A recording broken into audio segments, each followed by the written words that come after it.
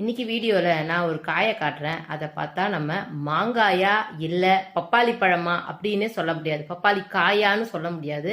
அந்த அளவு அந்த மாங்காவே பார்த்தீங்கன்னா பப்பாளி காய் மாதிரியே இருக்கு பாருங்க, அந்த ஷேப்லேயே அப்படியே இருக்கு பாருங்க.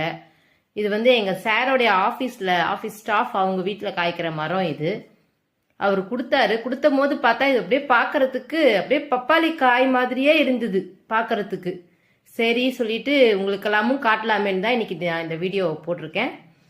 இதை நம்ம கட் பண்ணினோம்னா அது உள்ள கூட பார்த்தீங்கன்னா அந்த கொட்டை கூட எவ்வளோ சின்னதாக இருந்தது தெரியுங்களாங்க. சரின்னு சொல்லிட்டு தான் இன்னைக்கு உங்கள் எல்லாருக்குமே நீங்கள் இதை பார்க்கணும் அப்படின்னு சொல்லிட்டு தான் எங்கள் சார் இன்னைக்கு கட் பண்ணினாரு.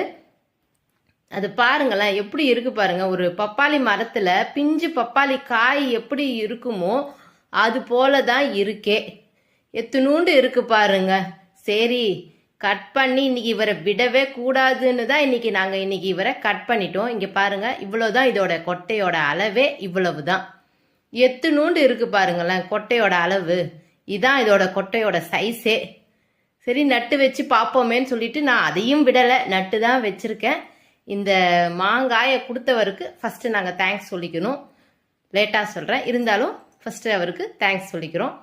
அவ்வளோ டேஸ்ட்டாக இருந்ததுங்க மாங்காய். அது பார்க்குறதுக்கு அப்படியே விடவே கூடாதுன்னு நாங்கள் நறுக்கிட்டோம். காயாக சாப்பிட்டா இன்னும் டேஸ்ட்டாக இருந்திருக்கும். இது நல்லா பழுத்துடவே இன்னும் இனிப்பாக இருந்தது.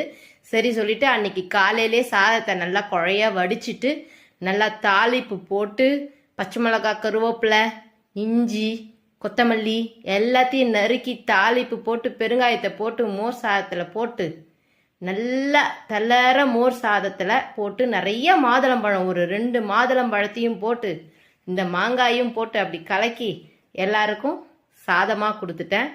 சரி உங்களுக்கு ஷேர் பண்ணலாமே அப்படி சொல்லிட்டு இந்த மாங்காயை உங்கள் எல்லாருக்கும் காட்டலாமேன்னு தான் காட்டுறதுக்காக இந்த வீடியோ போட்டேன்.